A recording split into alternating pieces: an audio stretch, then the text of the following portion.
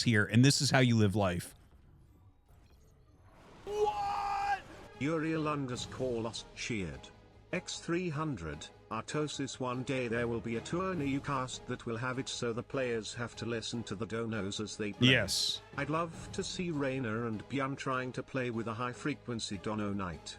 Do you think Clem is a Birdo guy or a Bellsprout guy? He's a Birdo. Anyways, would just be interesting to see how chat could affect tourney results. Yes, actually. Difficulty level equals guy synth chat. Sorry, I was trying to talk about that earlier. Someone was asking, like, when you made up RTCon. Actually, that exact idea Uriel lost, I already had. I was planning on for a LAN tournament that's going to be happening this coming year. To raise a little bit of prize money by doing something like a show match between a couple great players from NA and making them listen to whatever donos you guys want to send while they're playing, and like then basically donating that money to the prize pool. So like I was thinking of having like a little 4-man tournament, and then if you guys want to spam the shit out of them, all that'll go towards the prize pool. So the guys in the chat will raise the prize and destroy them, and we'll get like reactions from them so that they can be like, oh my god, this is the worst, I can't even think, right? So yeah, that is actually something I had planned already. I had already talked to some people about that as well. So that is something. When is this happening? Later in the year, like in the next 6 months, it'll happen. Shit, what's happening? What is this? Okay. All right, we're back. All right, anyways, this is Parting versus Deicide. Deicide is a Brazilian Terran. He's GM. Parting, obviously, one of the strongest Protoss players ever. He is back from the military. He is back playing.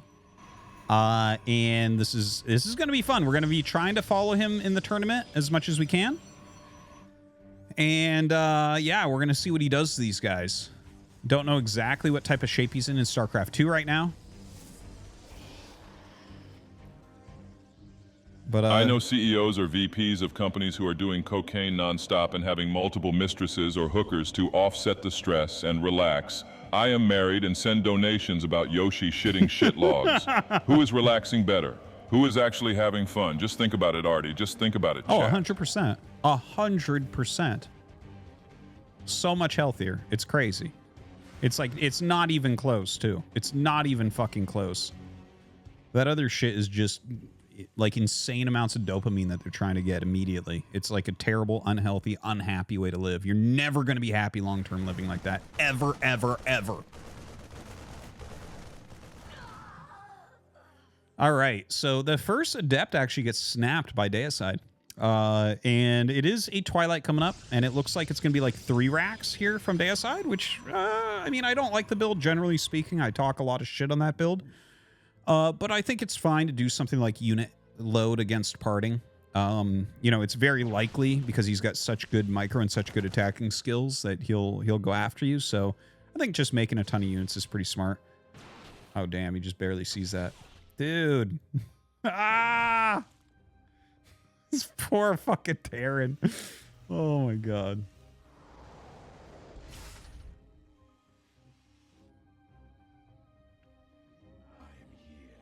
Hides him up a hill. All right, excellent. So we're going to have a 4-gate blink. Now, this is actually kind of a legendary build. This is a build that Parting, back before he went to military, he was by far the best in the world at this build. By far. Literally not even close. Okay? Parting, like, this, it was a very trendy build, 3-gate blink and 4-gate blink, and it still is. Still very popular. But back before he went to military, it was funny because Parting would do this build and kill people, and other players would do this build and just lose.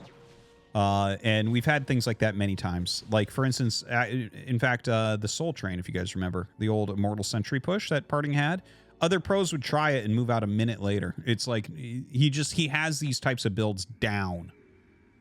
Now, decent amount of Marines there. Parting actually sees them with the Observer, so he's going to walk over here. Look at this. This is fantastic for him. He's going to be able to micro against these so heavily. Almost has blink as well. Doesn't even need it here because stim and combat shields are not even done.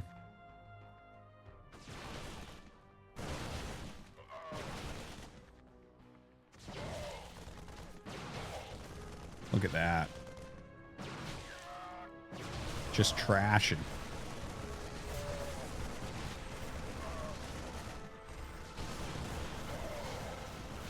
It's not a bad idea, again, from Deicide. Maybe if he had gone in a different direction, he would have found an opening here, because obviously Parting saw that early.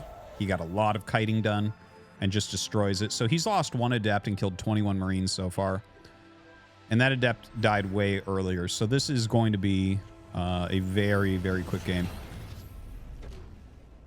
I don't know if you guys know the answer to this, but the very first perfect game that we had, and the only one I ever recall seeing, it was on a very old map. MC did a Blink Stalker all in and killed a Terran player literally without losing a unit. He had 0 units lost at the end of the game.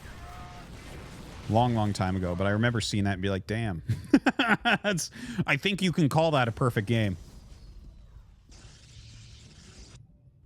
Charge on the way. 3rd Nexus.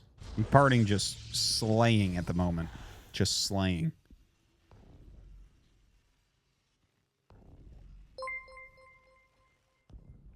No, Terran is very strong in StarCraft 2, unlike StarCraft 1. But it is hard to play. It's very hard to play. So we can give them that at least.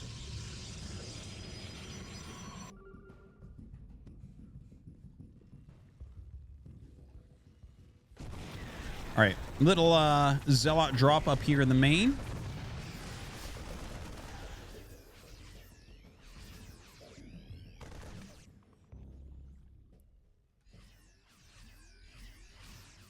Have Colossus on the way. I mean, this is a pretty one-sided game right now. Like, Parting is getting so ridiculously far ahead. You can see he's well up on workers, three bases up. He's killed a ton of stuff for his opponent. Getting into Colossus tech here. It's like it's going to basically take one good engagement from him, and he's going to be able to take the game likely.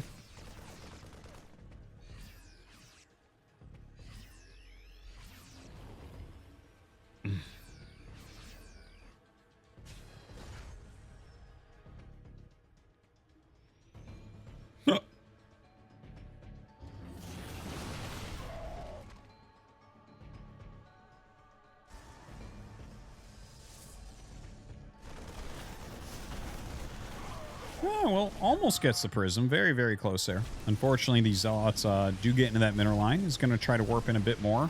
Okay, does get that pick off. That was important for sure. And obviously he has to micro here to kill these Zealots off. But yeah, it's hard to imagine anything coming together for our Terran player at this point. Look at this. He's down a good 20-something supply. Look at that army.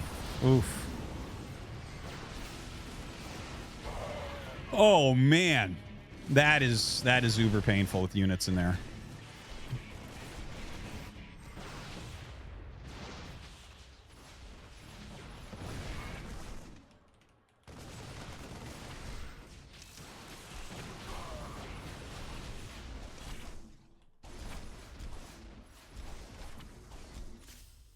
All right, so I think we're going to see this Terran GG here in a minute.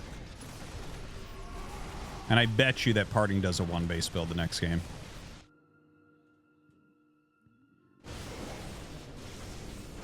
Because, like, this is, you know, and again, the Terran, you can tell the Terran's not bad at all, right? He's actually a very good player, this Terran. He's a GM player. But, like, when you compare him to Parting, it's just not, it's not going to go well.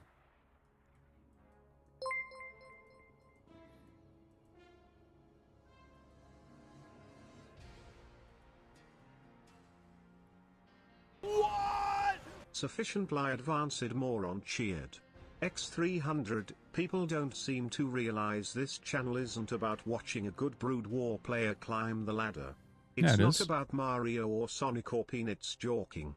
It's about watching the struggle of a man who reached adulthood during the golden age of the internet and now has to deal with the degeneracy of online communities, both in the chat and on the ladder. Artie is all of us, raging against what the things we love have become. Because the internet is a terrible place, and here it's both hero and villain. Yeah, that's pretty well said. That's pretty well said, I think. Man who reached adulthood during the golden age of the internet. It's very true. Now it's to deal with the degeneracy of online communities, both in the chat and on the ladder. Yeah. RT is all of us raging against what the things we love have become because the internet is a terrible place. And here it is both here and villain. That's a good dono, man. Fucking print that out and put that one on my wall. Good to hear, guy in the chat. Hope you're doing better. All right, we're going to jump into this next game.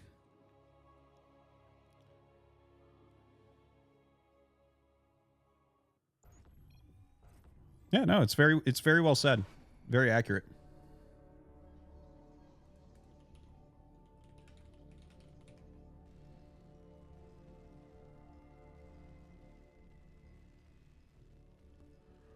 All right, the GLA stuff from both sides. Kind of hoping that parting tries an all-in. I think that would spice this up a little bit. On December the 3rd, 1998, little Artosis wrote into his diary, "Dear Diary, when I grow up one day, my biggest dream is to become an adult movie star. But I am afraid my lady parts are too small. So today, I went to the butcher and bought the biggest sausage I could afford from the money I stole from the Reverend. I took the sausage and superglued it to my lady parts so they become large and manly. For a time, it was great. But then I encountered my neighbor's dog in the alley and it all went south."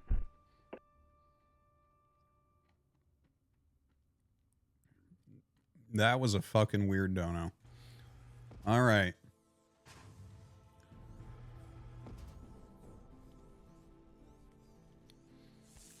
All right, so probe coming up, and, you know, just getting a little bit of scouting done. We'll see. It looks like parting is probably just going to make a nexus. There's a cyber core. Sending the probe down now, too.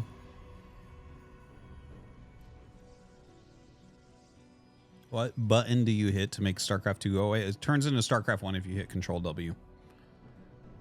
All right.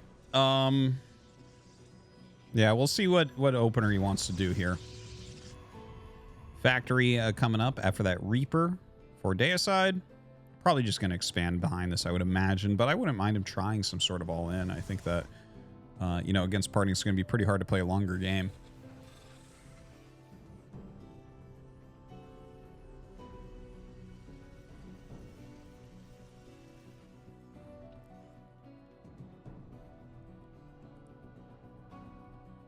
All right, little shield battery going down.